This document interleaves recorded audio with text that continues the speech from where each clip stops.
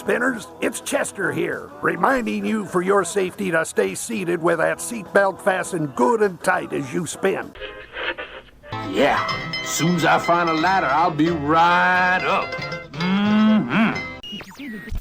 This is so exciting. You see, tonight's the night Belle and the Beast fall in love. Have a great stay in Condor Flats or wherever your final destination may take you. Tonight's story in the Twilight Zone is somewhat unique and calls for a different kind of introduction. WDW Radio, your information station. Hello, my friend, and welcome to the WDW Radio Show, your Walt Disney World information station. I am your host, Lou Mangello, and this is show number 590. I'm here once again, not only to help you have the best possible vacation experience when you go to the Disney parks, but I also want to bring you a little bit of Disney magic wherever you are with the podcast, live video broadcasts on Facebook every Wednesday night, the blog, newsletter, social, and more. Whether it's your first time visiting or you've been hundreds of times, if you're planning your next vacation or love the history, details, secrets, and stories, there's something in the show for you because each week I'm going to take you from the parks to the screens and everything in between. And if you're a new listener, welcome. Thank you. Please go back and check out some or all the past episodes for interviews, top 10s, reviews, and more. You can subscribe to the podcast in Apple Podcasts and find everything else at WDWRadio.com.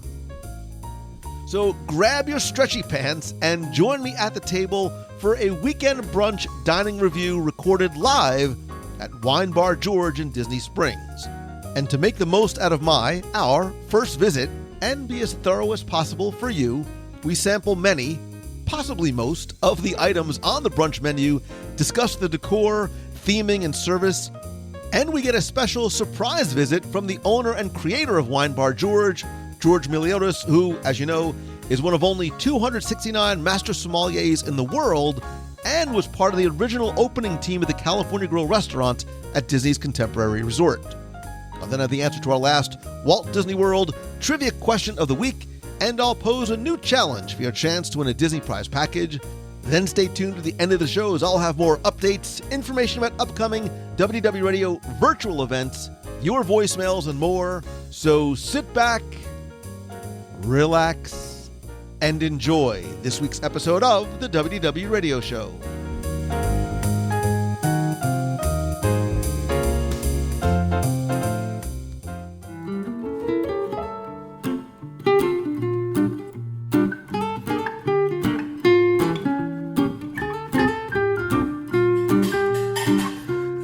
Quote Tony Stark in Iron Man, it's good to be back.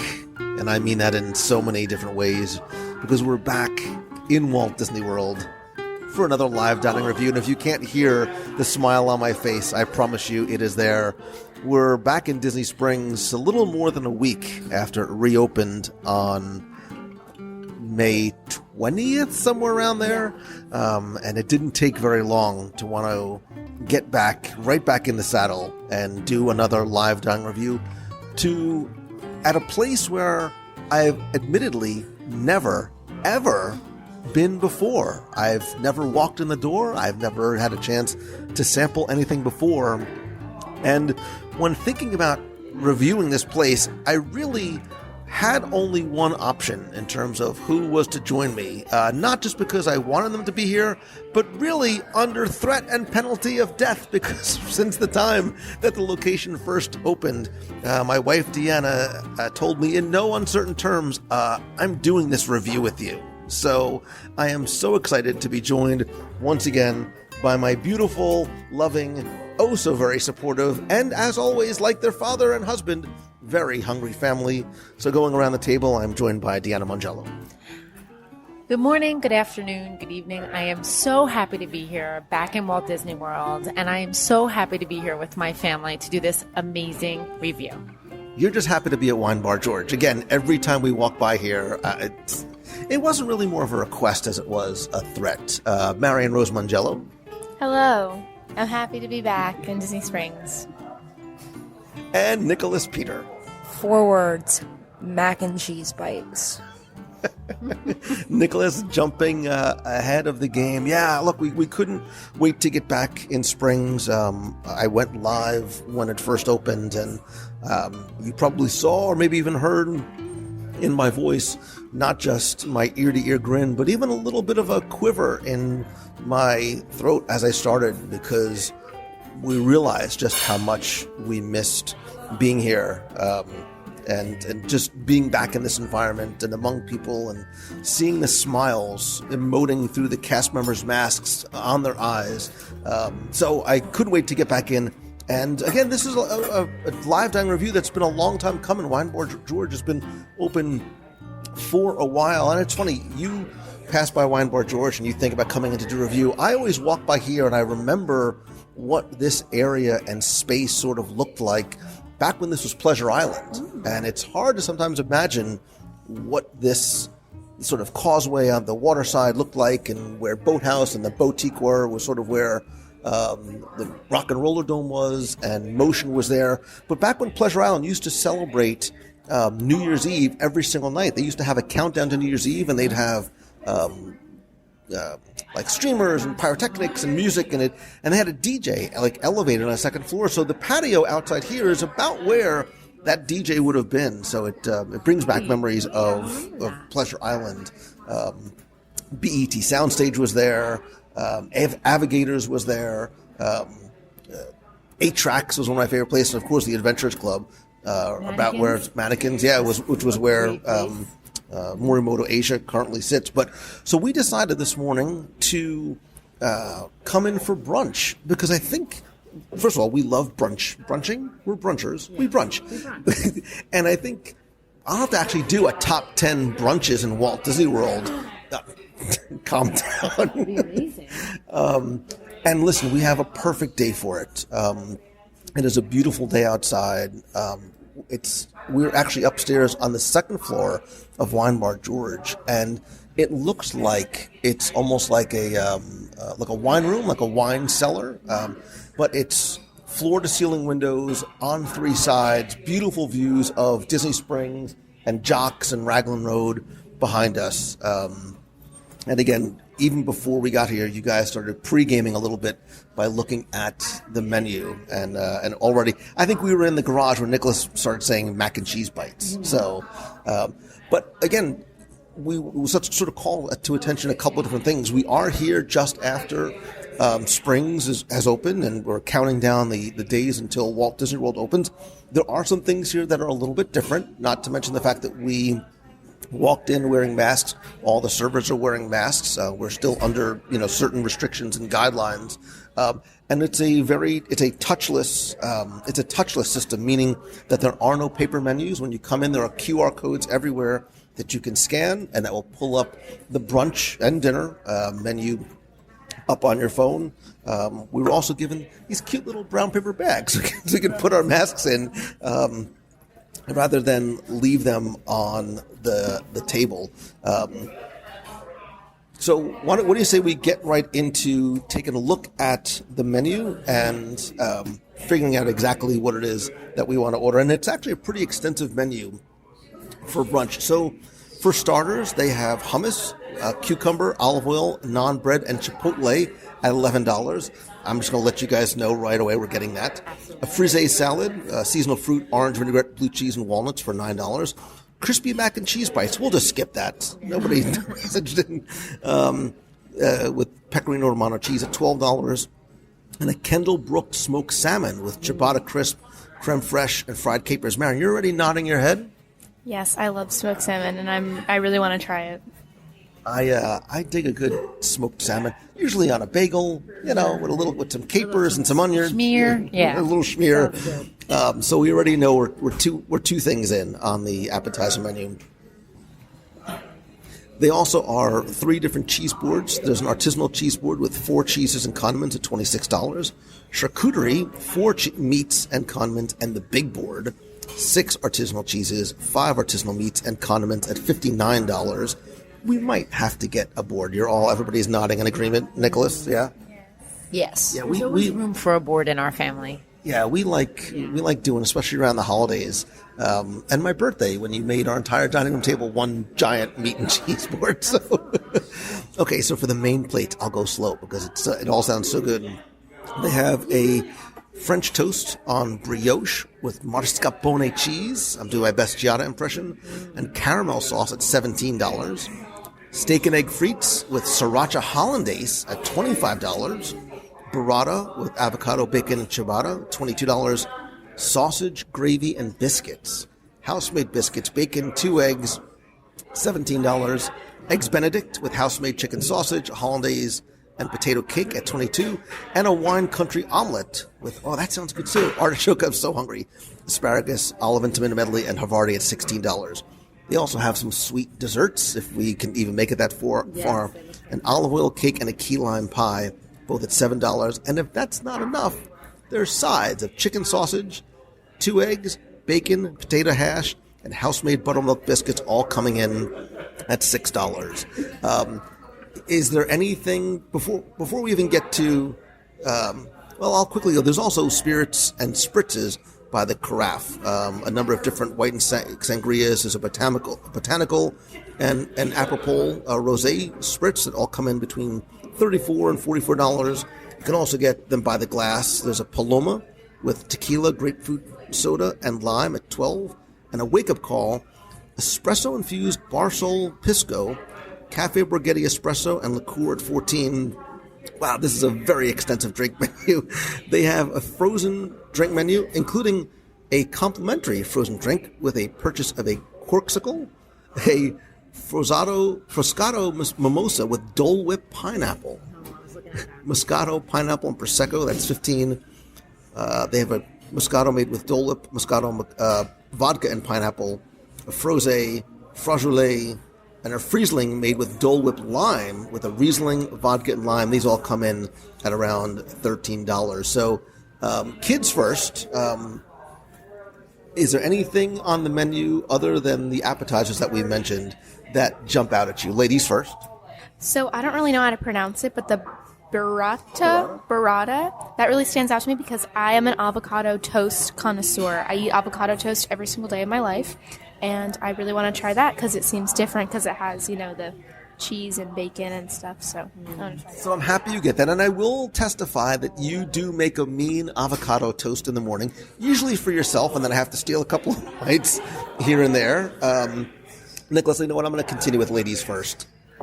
So I do have to extend on what Louis just said about Marion. She also makes an amazing guacamole. So anything she does with an avocado, she makes amazing recipes. So I think I'm going to have to go with the wine country omelet, which is artichoke, asparagus, olive, and tomato medley, and Havarti. But I am also intrigued by the olive oil cake.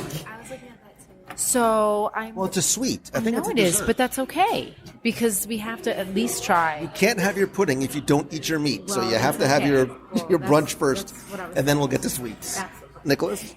Those steak and egg frites and those sausage and gravy and biscuits just all jump out at me. I want to eat everything. And that French toast with the caramel sauce on brioche. So I think you should get the sausage gravy and biscuits, and we can get a French toast, too. Okay. And, wait a minute, I'm not done yet. Slow down. We're going to need a bigger table. We're also going to need and wait. Wait a minute. And there's only I'm also getting a side of potato hash that I'm not going to share with anybody. Wow. I need that for research. So, okay. So, Appetizers need the hummus and the salmon. so wait, are we? So maybe we don't need a charcuterie board. Unfortunately, I think we're going to have to pass on the charcuterie board. But I think a charcuterie board, like as soon as I walked in, what I thought about was, as excited as I am to be here for brunch, coming up here with 5 or 6 friends, getting some of these, and again, obviously the menu's going to be different, but getting a charcuterie board and some appetizers, a nice bottle of wine, and sharing that amongst friends. But do you know who could really help us navigate this menu even better? It's our new best friend Brent. Mask and all, Brent, it is good to see you. It's good to see you. So this is our first time here, so be gentle. No. Or not. That's fine. Anything you want to share about the menu, any recommendations that you think are just can't miss? I think the menu is can't miss, and that it can be problematic for a lot of people. And the way that our menu is laid out is such that you kind of just keep going until you don't feel like you can go anymore. That's sort of where we are already, yeah. Yeah. The brunch menu is a little bit different in the fact that there are some definitive entrees. Regularly, though, the menu is small plates that we kind of encourage a tapas mentality with. You get a number of plates and just keep ordering things until you've decided that maybe just 2 more plates and then only 2 more after that. You're sort of narrating the story of my life. So I agree. But that's I think the best way to enjoy as many wines by the glass as we have. It'd be difficult to get through all 178 wines if you didn't have all these different plates to enjoy, right? All right. I think we have some sort of a game plan. And at some point when we start ordering too much, just sort of start waving the flag and say, listen, guys, I think... So we know definitely that we want to get the crispy mac and cheese bites as well as the smoked salmon. Are we getting hummus too? And the hummus. Okay. So if we get all that and get main plates, do we also need to get charcuterie too, or should we? It's a lot. I don't think so. I mean, you certainly can, and I'm not going to tell you no because the charcuterie is amazing. But it's a lot of food. And the other thing too is charcuterie isn't the terrible way to end a meal. So after you have your main plates, if you're still kind of hungry and you want to nibble, we can bring a charcuterie plate for dessert. I was. Maybe you are. Maybe we are going to. But I'm French. I don't have a choice. We eat those things at the end. I love that. To quote Step Brothers, did we just become best friends? Yep. Brent, I believe in letting ladies order first, and we'll have to come back at night maybe for a little charcuterie with some friends. So, Marion Rose? Could I have the burrata, please? I don't know how to pronounce it. Okay, so I'm going to do the wine country omelet. And I'm sure everybody's going to share it, so... Can I please do the steak and egg frites, please? Thank you. Over easy, okay for the eggs? Yep. So I'm sort of assuming that I should probably get the French toast just to sort of round out, unless... Or if you are in the mood for something that's got a little density to it, the sausage gravy. I see. I was sort of hoping you were going to say that. Yeah, because they're both good, but the sausage gravy with the chef that's working today, especially, it's kind of he's a British guy. It's kind of a cool thing for him. He gets crazy about his gravy, so awesome. Make it happen, and yeah, don't be sure. And we can throw in the 2 eggs too while we're at it. You got it. Scrambled over easy. Over medium. Got it. So I also need to try one of these wonderful beverages that you have here. Sure. So what would you recommend? I'm not a big frozen, sure. But I would like, I guess, one of the spirits. Yeah, I think the best bet is the Aperol Spritz. The Aperol is, it's a bitter liqueur. It has a little bit of sweetness to it, but the bitterness is what makes it really refreshing. Okay. And on a hot day at a brunch, it makes the most sense, in my opinion. Wonderful. And then maybe we might have to move on to a sangria to try also. Okay. You're getting both? No, I'm just going to start with that, and then I think we need to sample. Oh, I would have. Sample the sangria? I will sample something just for the sake of, for research purposes only, because I'm a giver and I'm here for you. There's something that tells me I should almost do one of the Froscatos just because they have the Disney legend Dole Whip in it. Is there either one that you prefer? Not that I prefer per se, but the most popular one is the pineapple by a long shot. Okay. We'll do that. Okay. I'll make it happen. I think that's a good start. What else can I add? I'm sure we'll come back for a dessert at some point too. I'm so intrigued by this olive oil cake. Most people are, yeah. So I'm excited to try that too. Perfect. Eventually. Okay. All right. Excellent. I'll be back. Thank you. Thank you. Sometimes I wish we did these on videos so people can see the expressions on your face. I think the smiles come through in the audio recording, but there's a little bit of a giddiness sometimes, especially from you as you're ordering. So there's something about this place. Like I have been here with friends before, so I absolutely love it. And I'm hopefully going to be here very shortly with friends when they visit. And I think it's a great place to bring not only your family when you're off vacationing and with a whole group of friends, because I love foods that you can share. I love small plates that everyone can try a piece of or a bite of. I just want to let you know that I stopped listening because the other table just got their food. Look at that. Look at how beautiful the presentation is, too. So, Marion, just go grab me one of those avocados out of her way. So So Lou just got this expression on his face, like almost the Peanuts teacher. Did you ever hear the Peanuts teacher when she talked? It was like, wah, wah, wah, wah, wah. Yeah, while I was talking. So there's that, too. And I'll post photos, especially if you've never been here. I'll post photos in the show notes at WDW Radio.com. Just go to WDW Radio.com, click on this week's podcast. You can find photos from the inside there. You guys excited? Yes. I warned them last night, like, don't eat anything like gremlins. Don't eat after midnight because we've got a big morning planned ahead. So they say that you know that you're getting old when your kids start showing you how to use technology. One thing that I didn't realize, Nicholas just pointed out to me, was that on the digital menu on your phone, which again, when you scan the QR code, it brings up Safari, it brings up the digital menu, is if you click, looks, we always make lemonade out of lemons. Like, you can actually see, if you click the names of the different items, it actually brings up a photo. I'm not sure if it's good or bad that I didn't know that, because some of the photos look fantastic. So make sure if you come when they're using the digital menu, you click on each of the names so you can see what each of the dishes looks like. The thing that you have to do once you have finished looking at everything is you've got to tell me what the mac and cheese bites are coated in. That's your goal for the day. And then I'll tell you what the answer is if you don't come up with it on your own. Excellent, thank you. So the mac and cheese bites, the hummus, and a frisee salad, which he said we could not miss. He's like it or not, you're eating, which actually looks beautiful. And again, I'm gonna take photos and post them all in the show notes. I almost don't know what to try first. All right, I think we have to start with the mac and cheese bites because of how much you've anticipated them, because of the only hot food on the menu. Nicholas just threw his head back in just sort of this glorious... So good. I really didn't expect that. I need to talk about the coating. The coating is just some sort of... Know what it is? I think it's a cheese. Mm-hmm. You think the breading is actually cheesing, not... It's a Romano Locatelli.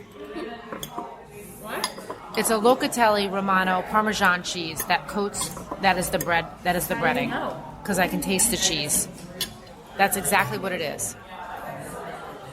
Yeah. Let me tell you something. That's a really good mac. And you know what is nice too is that the coating is not very heavy. It's not greasy or oily at all. You may think that mac and cheese was going to be a very heavy, greasy thing. These are not very greasy. They're kind of light. And breading adds that perfect amount of crunch to it. And just the sauce on the bottom and the little bit of cheese on it, they're amazing. There's a creaminess to the cheese that's just fantastic. And not so much so that it's a very heavy. So, being Italian, making my own sauce, I am a critic.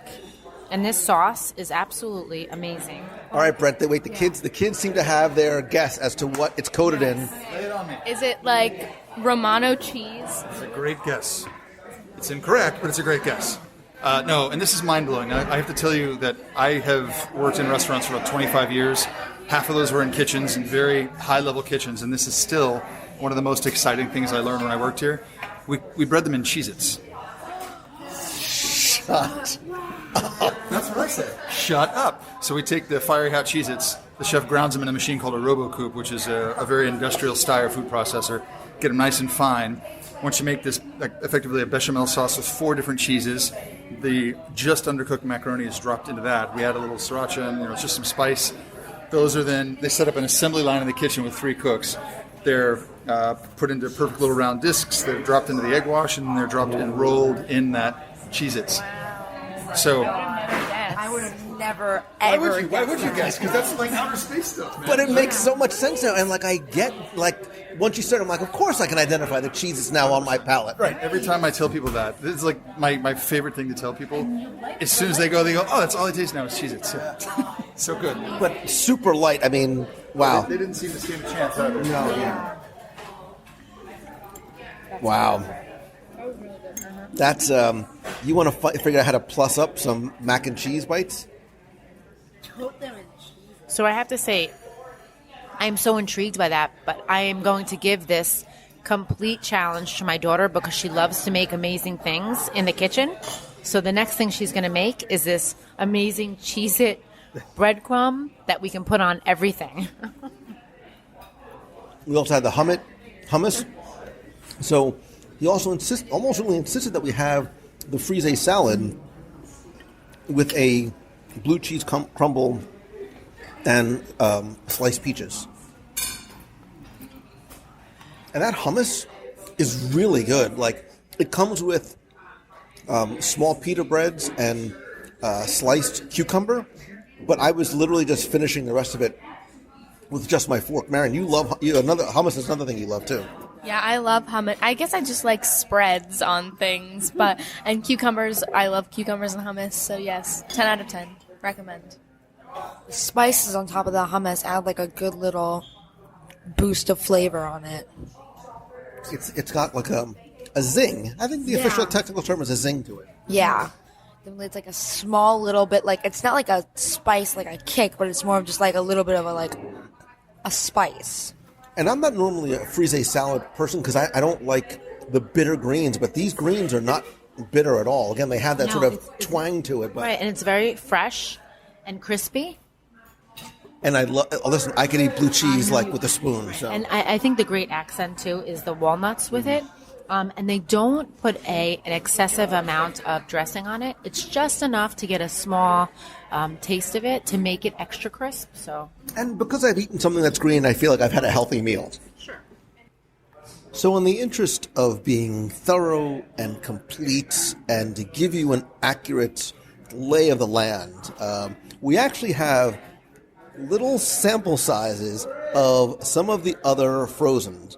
We have the frosé, which is a rosé, a frosgelet, which is raspberry, and the Friesling made with Dole Whip lime. We will go down the line and sample these one by one. We'll start off with the frosgelet, the raspberry. Oh no, that's the frosé. Oh, really good. Nice. Yeah, it's almost like a. It's almost like a frozen sangria type. Yeah, it is definitely a frozen sangria. This is the rose vodka strawberry. Right. And then there's the raspberry. This is the raspberry. Right. Wow,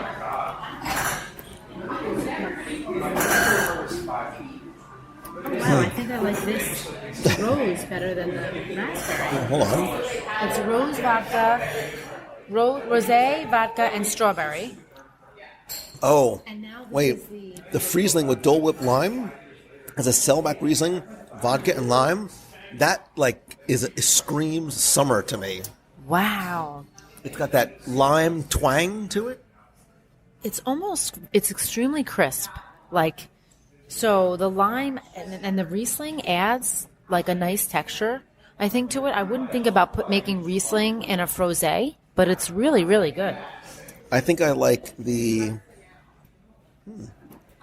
So I really would enjoy this sitting next to a pool with a little umbrella in it. It would be, I have to say this word, it would be extremely refreshing. Oh, there it comes. There we go. We were waiting for that one. Somebody ding the bell. She said refreshing. Yeah, these are all very nice, and these all come in at $13. And once again, I'll have pictures of each on the show notes at WDWRadio.com. Now you have to finish it, I guess. We do. So as the food is being brought out, first things first is the presentation of the plates is absolutely beautiful. Again, I ordered the sausage, gravy, and biscuits. Marion has the burrata. Nicholas has the steak and egg frites. And Deanna has the wine country omelet. The plates themselves are gorgeous. We'll start off with Marion's burrata with the ciabatta, with the avocado and bacon. Geez, maybe Brent can describe it even better. The plate is beautiful. Can you sort of just take us through what... Yeah, so what we do is we grill some ciabatta, which is the base of the dish. We add a little dressed frisee greens on top of that, some candied bacon, then the avocado and the burrata itself on top with just a little fleur de sel and olive oil, because that's really all you need with those. And Deanna has the wine country omelet? Yep, again, really straightforward. You think of wine country, you think of fresh roasted vegetables. So you have the artichokes and tomatoes that we put just on top of a very, very classic French-style rolled omelet. Nicholas has the steak and egg frites. Nicholas, I'm going to eat most of your French fries, by the way, just so you know. Yeah, it's hard to go wrong with that. A little sriracha hollandaise as well, because pick me up in the morning, right? And my sausage gravy and biscuits is a beautiful 17, 18 pounds or so of... Yeah, well, we figure you're running a marathon after this anyway, so we might as well put the rock in your belly. Clearly we have not met before. Yeah, really delicious. Our house-made biscuits. We make a really, really, really nice sausage gravy that's over the top. It's as rustic and delicious and perfect as you can possibly get. A little bit of bacon over the top. We slap your eggs on there, and you're in really good shape. Yeah, I think we have to dig in. And we also still have the salmon with the capers. We were just saying earlier, it's like, coming from the Northeast, having a bagel with salmon and capers and a little bit of schmear on the side. Absolutely. And Kendallbrook specifically being from the rivers up in Maine. So it's hard to go wrong with everything collectively here. Everything looks wonderful. Thank you so much. We're excited to dig in. Thank you. Okay, Marion, so ladies first. Let's go to... Yeah, so go ahead, Marion. How's your burrata? It's amazing. So the ciabatta I love ciabatta bread, and it really, the flavor does take over. It's super, savory and amazing. And then the fresh avocado. And then there's like multicolored tomatoes with basil, and that adds a lot of really nice, refreshing flavor. The greens on top also have that nice, like, zing bite. The candied bacon is, like, the sweetest, most amazing bacon ever. It's, oh my gosh, to die for. And then the burrata on top is also super refreshing. And, it's amazing. So, wow, that burrata, that bacon is fantastic. It's almost like a candy. Like, there's a sweetness to that bacon. Man, and that's something you could make at home, like, tomorrow. Just saying. I mean, I just want to throw the challenge out there. Deanna, you have your wine country omelet. And Nicholas is digging hard and heavy into his steak and egg frites. Big portion. Lots of wonderfully cooked French fries on the bottom. Nicholas, you can't just come up for air for like 2 seconds. So good. They have like this little sriracha sauce on the stuff that adds like that perfect little kick to it. It's like the egg just melting over all the fries and the steak. Just everything together makes a great combination. So, and a huge portion too. Lots of perfectly cooked, medium tender steak. Oh wow! Ooh, there's almost like a smokiness to the steak, but again, a little bit of like a peppery flavor to it. I haven't even gotten to the French fries yet. And Deanna, how's your omelet? So I have a classic omelet, and on the top of it is black olives, asparagus, artichokes, tomato medley, and a tomato medley, and it's delicious. The cheeses that are in it add such a good, a nice salty texture to it, and it's really good. Really light, flaky, flavorful. Definitely a nice lighter. And sort of having the fresh olives and whatnot on top really has a layer of springtime freshness. It's the only way to sort of describe the flavor to it. And I need to start digging into my sausage gravy and biscuits. So growing up, coming down to Walt Disney World or going anywhere on vacation, my family always drove. My mom didn't fly. So we spent a lot of time in the South, which is where and when I was first introduced to the idea of just having sausage gravy and biscuit. It's not really, sausage gravy is not really something that we had up in the Northeast in New Jersey. And I've had my fair share, and I have the waistline to prove it. I don't know what it is about this gravy, from the texture to the pepperiness to just, I can't believe, Nicholas, how you never hear a biscuit described as being light and flaky, but sometimes biscuits and sausage gravy can be a very, very heavy meal. Like you need a 36-hour nap afterwards. This is outstanding. And as if on cue, George from Wine Bar George happens to walk over. Mr. Miliotes, pleasure to meet you. Lou Mangella, how are you? My family, Deanna, Marion, Nicholas. Y'all enjoying everything? This is, yeah. So I said this earlier when we first walked in, and one of the things I've always loved, this is my first time here, admittedly, but one of the things I've always loved from seeing from friends on social about Wine Bar George is that George is here all the time. You're not a name on a marquee. You will oftentimes be here, not for special events, but like this morning, just happen to be walking around the restaurant, greeting guests, seeing how things are. I think that speaks volumes and says a lot about the dining experience as a whole.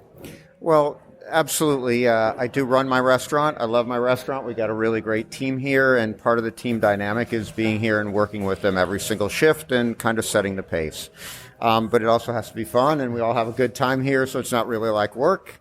We learn about wine, we learn about food, and we serve really nice people, so it's all good. I have to admit, I don't know how you're so skinny, because this food is... I'll tell you how. There's a set of stairs that we go up and down about 100 times a day, and it's all good from there, right? Yeah, it's the food, the brunch has just been outstanding. So impressed. And don't tell Brent I said this, but even just your staff and, so much about the dining experience is beyond the food. It really is about the levels of service. We love Brent, and we love all the servers. And as I said, we train them every single day on food and wine. And if you want to have a little fun, press Brent on a little bit of wine knowledge. He's got outstanding wine knowledge and can pair food and wine together, can talk wine smack, and really pretty much do it all. Clearly, I'm sampling and savoring many. I like the look of that. A lot of different colors out there. It is a frozen drink kind of day, so it is awesome to try those. Yeah, it's the food is outstanding. We were just saying, this is our first time here for brunch, but my wife and I have talked about, especially upstairs here, coming into this room at night with a group of friends, getting a bottle of wine or three, and sharing some, shareable plates too. We'd love to have you all by for dinner and see what we do at dinner too. This is a little prelude to dinner, and brunch is a really busy, fun shift, but we do other things great also. So maybe we'll just sit here all day. Dinner's only a few hours away. I wouldn't be against that. I think it's a pretty smart move. And I love this table and the views out here. It really is wonderful. Well, we appreciate it, as we said, and we love that y'all came by, no doubt. Thank you very much for having us, and appreciate it. Enjoy. Thank you. As exactly as I said when we first came in, and this really is I think, with all the Disney Springs restaurants, the people who, Arch Smith's homecoming, Arch Smith is there all the time. Masaharu Morimoto is at Morimoto Asia quite often, and we had no idea that George was going to be here, but this is what he does. He's just here all the time, and I think it means something as a guest when the chef whose name is on the menu and on the marquee happens to be at the restaurant and comes over and greets you. So it's amazing because I feel that it makes such a difference when you see the chef and the owner put his heart and soul into something that they absolutely love and make you appreciate so much more. You can see with all the plating of the food that has been brought to our table and the staff, it's just, the experience has been overwhelmingly amazing, and the care that goes into it is wonderful. That was really cool. I mean, obviously we didn't expect that, and I basically finished everything that I got. So, yeah, everything has been really, really good.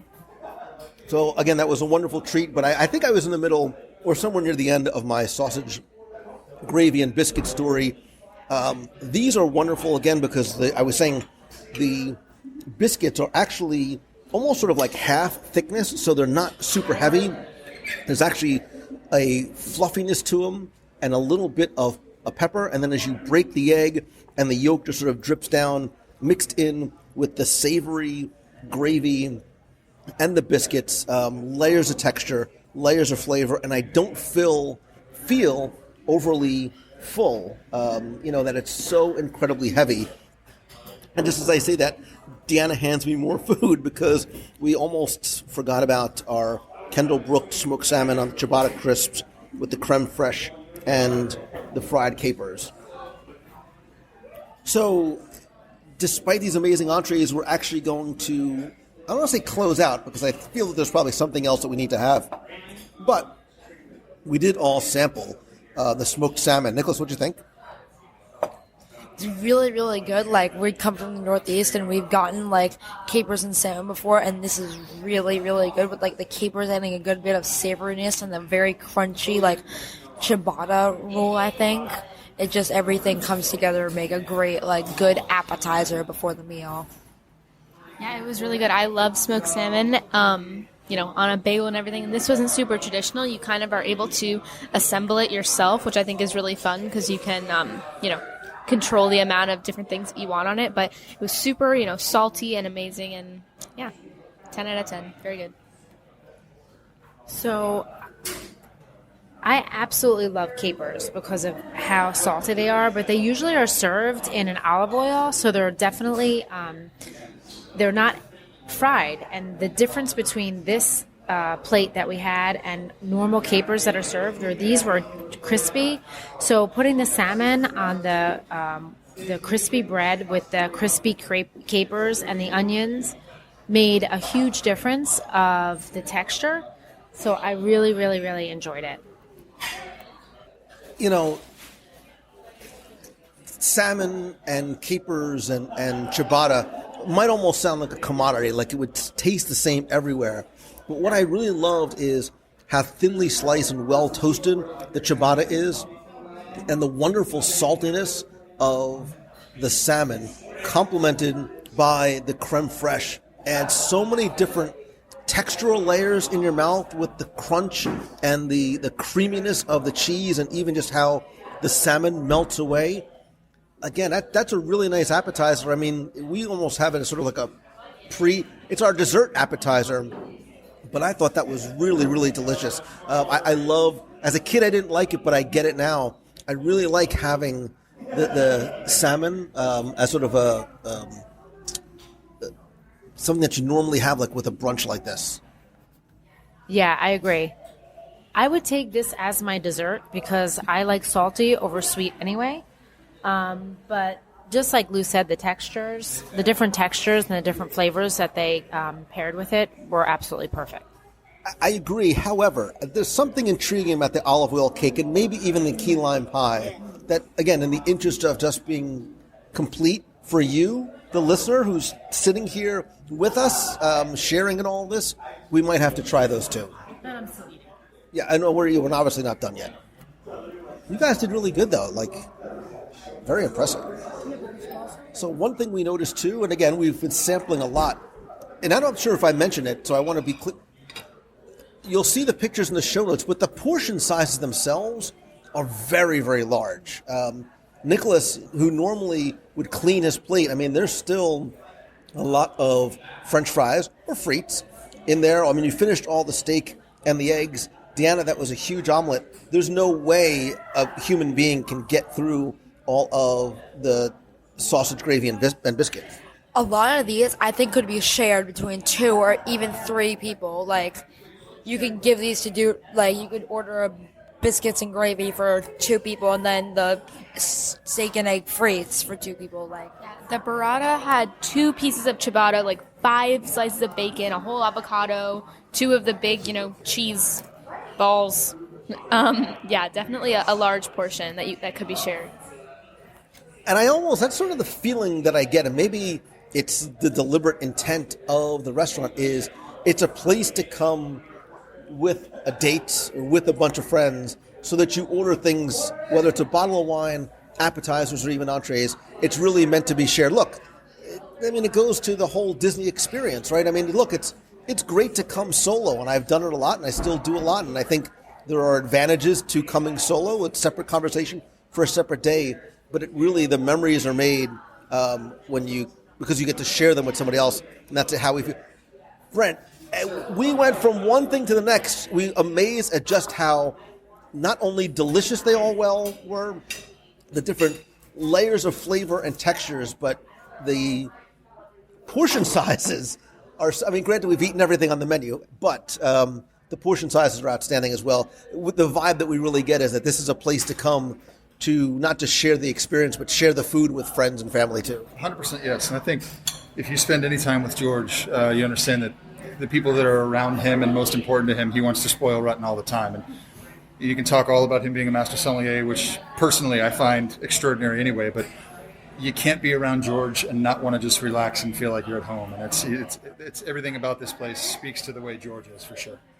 It's definitely a super comfortable feeling. for being here. And next time I come back, he told me that we're going to need to talk to you about your extensive wine knowledge as well. So I'm intrigued by what George had said about you with regards to your wine knowledge. And I'm a lover of a blend. So like a red wine blend, I would love to taste while we are here. Sure. So that'd be wonderful. Easy. It's for research purposes. Yes, ma'am. Thank you. Absolutely yes. And thank you. And I'm assuming that there's a secret nap room somewhere off to the side, like it's like an add-on experience. Like, did you see the giant couches when you walked in? You think those are there for you? That's there for us. And again, purely in the interests of being thorough and rounding out the meal, would we be remiss if we did not try the olive oil cake and or key lime pie? I think doing both is easy, and in the nature of the way all the dishes come out, we make sure the desserts are intensely flavorful but small. So the biggest problem we have when desserts come out is it's like that last piece of pizza in the box that everybody's looking at but nobody wants to take. That happens really fast with the desserts because they're small. Game on. I'm ready. Thank you. So it's not oftentimes a dessert is delivered to your table and there's an audible gasp in terms of, again, we were just talking about the presentation of the food, the key lime pie and the olive oil cake. That's it. So the key lime pie is relatively straightforward, a little bit of candied lime on top and a graham crust. It sort of emulates a tart, but it really is a key lime pie, a little raspberry coulis to finish it off. And then the olive oil cake, which isn't something you see on menus every single day, but it's a savory, sweet, effectively bundt cake in a small version that we add some candied olives to the top of as well. I've never even heard of candied olives, so I am super intrigued and somehow still hungry, which is really odd. So excellent. So we give you that 30-second gap in the middle so you can really get into it. Thank you. Thank you. So I almost don't know which one we should do first and which one to finish with, because do you go with the savory and sweet or do you go with the tart and sweet as the last thing that you want? This is an important decision, the last thing you want on your palate. When you're I think we need to know. I think we finish off with the key lime. I think we should start with olive because it's so different and unique. So we're going to start with the olive because it's different, and I think I want to end with the tanginess of the key lime. We're all using derivatives of the same word. It's very different. There's that combination. So there's that slight sweetness from the bundt cake and the savory from the cream, and then the candied olives. And I know I need to turn in my Italian card. One of the few foods I don't like are olives, but some of that bitterness sometimes that olives have is taken out because they're candied. But there's this like cacophony of flavors going on in your mouth. Nicholas is on a 17th spoonful, so I'm assuming that you like this. Yeah, it's interesting, but it's a good type of interesting. Like, all the flavors combine to make something that's very unique, but it's very flavorful and good. And I could see, like, having this with your glass of wine, like with your dessert. So I ordered a blend red wine to finish off with my dessert. And I love this dessert because it's not overwhelmingly sweet. The candied olives, they don't have a sweet texture to them whatsoever.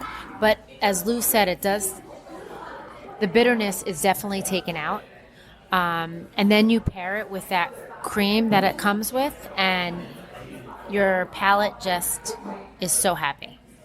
So while you were talking, I've already started moving on. Oh. Yeah, literally skip me. It's fine, I get it. But I love olives and I love candy. I think it's very interesting what they did here because I guess the best way I could describe it is if you like cut up a black olive and soaked it in maple syrup, I guess, is what it tastes like. The black olive flavor doesn't go away. It still tastes like an olive, but like it's just sweet first and then you taste the olive. So I'm very confused, but it's very flavorful and good. And the cake is really good. I could eat a giant piece of the cake because it was warm and like fluffy. I don't know. It was perfect with whatever's on top. I don't know. Some fluffy whipped cream, I think. Very good. 10 out of 10. And clearly Nicholas liked us because you just killed that whole thing. Yeah. I like the little bit of savoriness, with like a little bit of the olives and the cream and the olive oil that's drizzled on the bottom of it. But now give me a little bit of this key lime pie. So, again, sharing my youthful travel stories, we drove everywhere. When we visited Florida, oftentimes we would go down to Key West. I've had my fair share of key lime pies, which sometimes can almost be overly tangy or overly sweet. This is a small portion size, but there's a huge burst of flavor the second you put that in your mouth. Not so much so, sometimes lime can be overpowering, not so much at all. And there's that wonderful graham cracker crust on the bottom with the raspberry coulis. That's a really nice way to end. I mean, we had a lot of savory with our meal today. That's a really nice finish on your palate. So I think the accent part also, and the kicker, was the candied lime on top. And I don't know if you actually felt that on your palate, but it added a sense of, it helped. I think it added another layer to the savory part of this sweet dish. So that's what I don't usually go back in for seconds. I just had my second spoonful. That's delicious. I actually don't like pie. I actually don't like key lime pie. But this was really good. I would definitely eat the whole thing myself or get it again. I really liked, I just don't like pie because of the texture, but this didn't really throw me off because the lime flavor is so intense and powerful. It literally hits you in the face. It's so good, and I love graham cracker crust. I could eat graham cracker crust by itself, and it was amazing. Yeah. If she didn't look like me, I would ask if she was switched at birth. How does she not like pie? One thing I also have to say is both of them are amazing. The portion sizes are the best. They're good and they're small. They're still perfect enough for everybody to share, but it doesn't overwhelm you with a ginormous piece of cake. It's just a little tiny tart, a little. You don't want to finish a meal and just feel like blah. I don't want to walk around. I need a nap. I would recommend anybody get that key lime pie or the olive oil thing just to finish it off. I am not normally someone who would order key lime pie. I would order that again. And I think something notable, just to sort of point out, I think sometimes if families are coming here and you walk by and you see Wine Bar George, the first two words might make you think, well, this is not a place I go with my family. It serves alcohol. It's a bar. It's not maybe where I want to take my kids when we go to Disney Springs. I'm really happy that you guys are here because I want people to understand that not only is the menu varied, but very, very accessible, even if you're not, a super foodie or if you don't like wine or don't even drink at all. The menu is extensive. It runs a wide spectrum and is very, very accessible for kids too. They make it very family-oriented.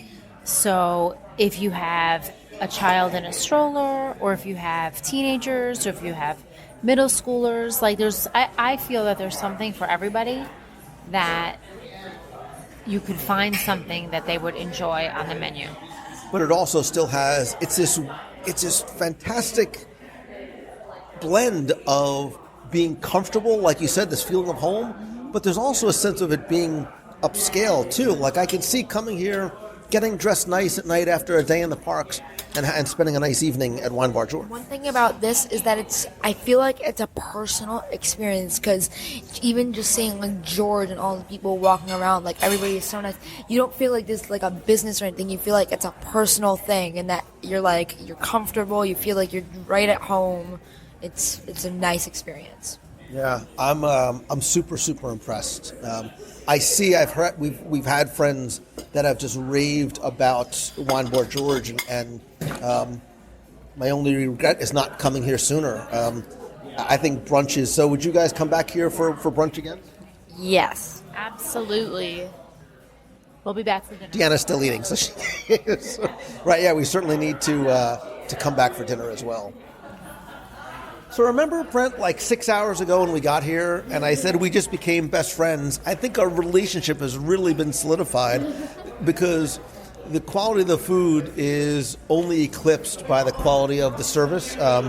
You were outstanding.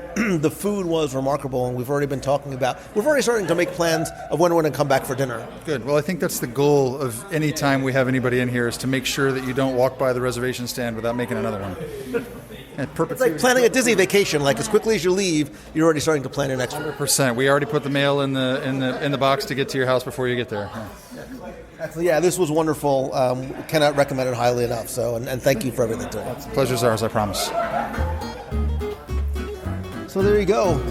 Our first experience from Wine Bar George clearly did not disappoint, and like Disney itself, exceeded already high expectations coming in. If you've never been here, or if even you've been here for dinner, brunch is really, really a nice way to spend a Saturday or Sunday morning.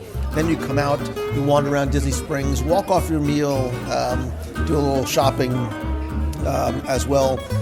Guys, as always, thank you very much. I couldn't do it without you. I mean, I could have, but I would have felt much guiltier ordering all the food and not having anybody to share it with. So, very quickly, Deanna, Marion, Nicholas, thank you for being here. What's the one, if you could come back and get only one thing, what would it be? Oh my gosh, you're putting me on the spot. Okay, I'm going to say it really quick. One thing. Olive cake, omelet, salmon. You're the worst at this. I would probably get the burrata, I think. I don't know. I really liked it. Or the key lime pie. I really like this. Mac and cheese bites. Oh, I almost forgot. It was so long ago. It's covered in... Being here is like being on a cruise. Like at the beginning, like the first day, you're like, oh my God, everything is so awesome. And then by the last day, which is like your dessert course, you're like, this was the best part of the cruise. Like, oh, remember day one? How long ago this was? Yeah, this is great. We have to come back. And certainly, we're going to have to come back at night. And I think it's a great way to start maybe a Saturday or Sunday morning, and certainly a great way to end the night. So to George Miliotes and the entire staff at Wine Bar George, thank you. I don't know those mac and cheese bites are really good. Still thinking. I'm thinking of what else. What my one thing.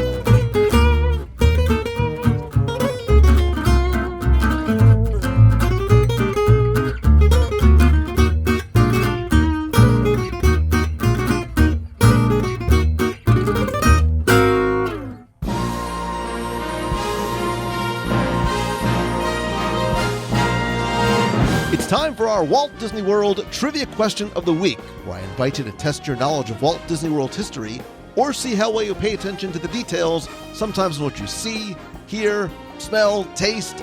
If you think you know the answer, you can enter via our online form for a chance to win a Disney Prize package. Of course, before we get to this week's question, we're going to go back, review last week's, and select our winner. So last week I took you to Main Street, USA, and specifically the windows on the second and third stories where, as you know, names are painted on them to honor people who were instrumental in the design and the development and really the prosperity of Walt Disney World and the Disney Company as a whole. And in addition to being one of the most cherished honors at Disney, it gives us as guests insight into some of the people whose work behind the scenes and even on stage helped really make the magic happen. And I asked you to tell me who was honored with the highest window on all of Main Street, USA. I first want to thank you and everybody who entered and got this one correct and knew that the answer is Frank Wells. Now, Frank Wells' window is on the third story window above the Main Street Market House on the right-hand side of Main Street as you approach Cinderella Castle. If you look closely, you'll see that the window bears the image of a mountain climber reaching a peak and reads, Seven Summits Expeditions, Frank G. Wells, President. Quote, for those who want to do it all. Now, the late Frank Wells was the one-time president and chief operating officer of the Walt Disney Company, and during his time, and obviously which he worked closely with Michael Eisner, the company really enjoyed unprecedented growth and revitalization, making Disney one of the most successful companies in the world. Now, his window pays tribute to his adventurous spirit and desire to do what nobody had ever done before, which was climb the highest mountain on each of the world's 7 continents within a single year. And after scaling 6, he was unfortunately forced to turn back near the top of Mount Everest. He actually authored a book about his adventures entitled 7 Summits in 1986. Sadly, Wells died prematurely in a helicopter crash in April of 1994. And if you look very closely, another sign marking his achievements can also be found at Disney's Animal Kingdom, appropriately near Expedition Everest. So I took all the correct entries, randomly selected one. Again, last week you were playing for all of my digital products, which is my 102 Ways to Save Money for an at Walt Disney World book, all 7 of my virtual audio walking tours of each of the lands in Magic Kingdom, including Toontown, rest in peace. And we virtually explore and wander each of them together as if you and I were walking through, and I share the history, details, secrets, stories, to really give you a better understanding and appreciation of the park, all with the 3-dimensional binaural sounds of the park behind you. You're also going to get a WDW Radio vinyl sticker, Magic Band cover, and a mystery prize from my personal collection. Over the past couple of weeks, or really months, I have been taking some of the items I have been collecting really since I was a kid that I just don't have the space for anymore in my room, in my closet, or even in my garage, and I've been putting them up each week on eBay. I'm going to take one of those items out and add it to your mystery prize package this week. If you want to see some of the other items I have on eBay, you can go to wdwradio.com/eBay. Auctions end and begin every Sunday night at 9 p.m. Eastern. Every auction starts at $1 and has no reserve. Again, wdwradio.com/eBay for vintage items from the Disney parks, books, artwork, signed items, Star Wars stuff from the 70s and 80s, and lots more. But I took all the correct entries, randomly selected one, and last week's winner is Danny, or maybe it's pronounced Donnie, sorry, Turner. Danny or Donnie Turner, you are the winner. You use the online form. I have your mailing address. I will get your prize package out to you right away. If you played last week and didn't win, that's okay, because here's your next chance to enter in this week's Walt Disney World Trivia Challenge. So I'm going to take you back to Epcot Center and back a little bit in time, because this week I want you to tell me what was the name of the pilot that guided us in the audience through a 12-year-old's morning in the extinct Cranium Command attraction. All I need to do is tell me what was the name of our pilot. You have until Sunday, June 7th at 11:59 p.m. Eastern to go to wdwradio.com, click on this week's podcast, use the online form there. Once again, you're going to play for the book, the audio tours, the vinyl sticker, the Magic Band cover, and a mystery prize from my eBay collection.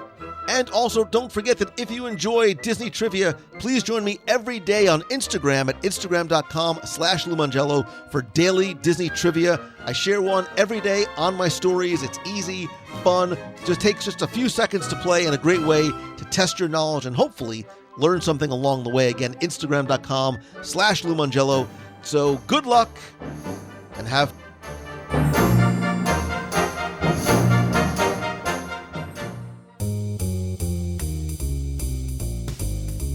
That's going to do it for this week's show. Thank you so much for taking the time to tune in this and every week. I hope the show not only brings you a little bit of happiness, a little bit of Disney magic, a distraction, and that maybe you had some fun and learned something new as well along the way. Don't forget to please be part of the community and ongoing conversation in our Facebook group at wdwradio.com/community. And don't forget to join us live every Wednesday night at 7:30 p.m. Eastern for wdwradiolive.com, where it's a live video broadcast and chat on Facebook, as we've been doing for the past 13 years. Each week, we'll talk about what's going on in Walt Disney World, Disney, and Marvel, talk about some news. I'll share my top 5 live, where each week I create a new top 5 list, and you can be part of creating, sharing yours, commenting, and even calling in. We also have contests and giveaways. It's a lot of fun. Like the community, very, very welcoming. Again, Wednesday, 7:30 p.m. Eastern at wdwradiolive.com.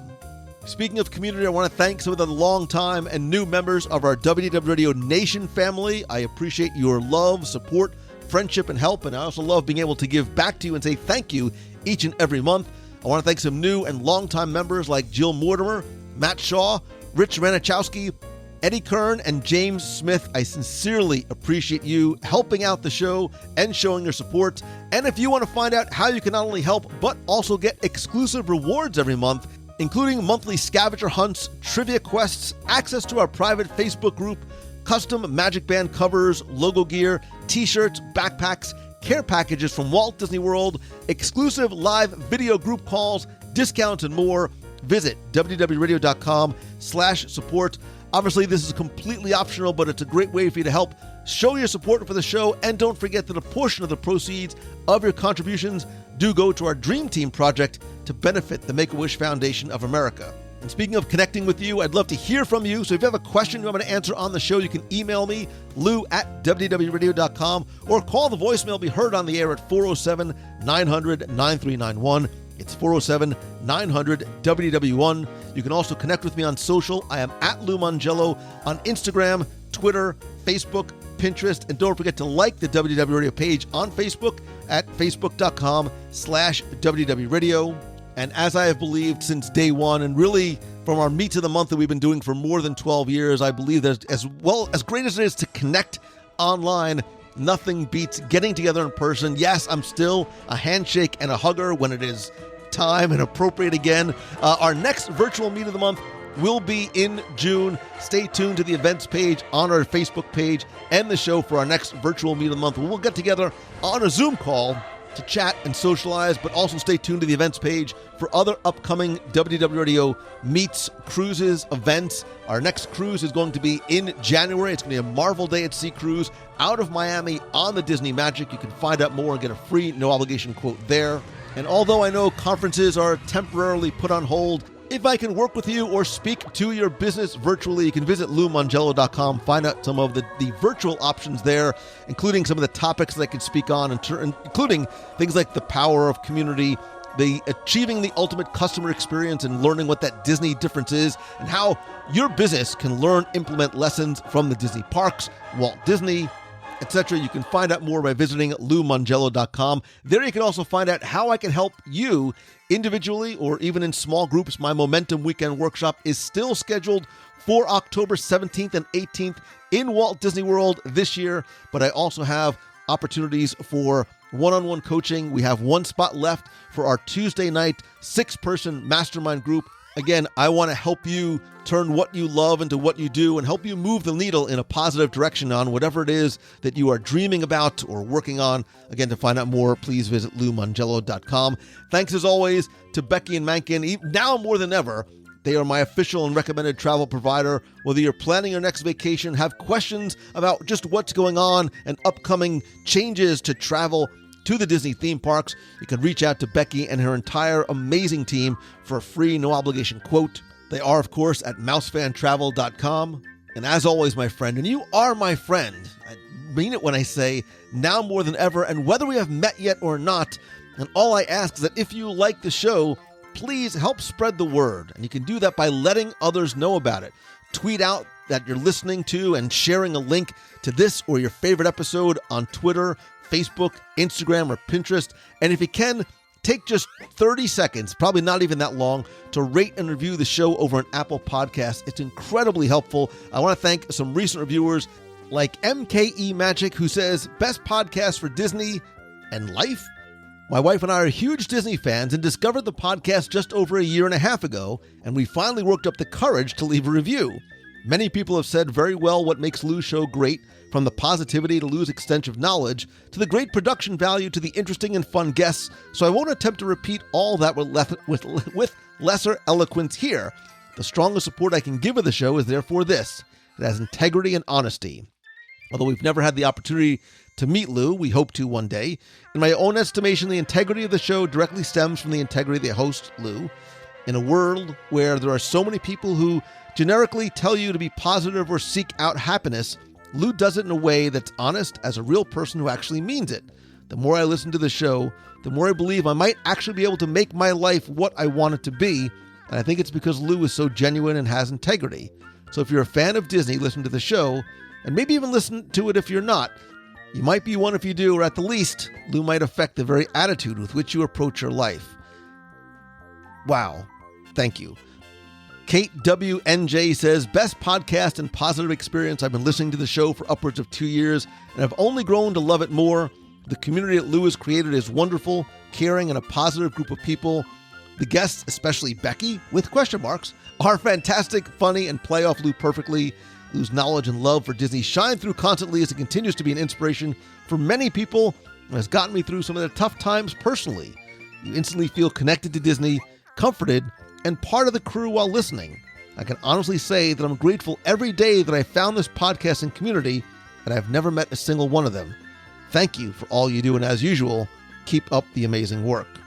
Kate and MK Magic, I am humbled incredibly and grateful for that, and for you and for listening.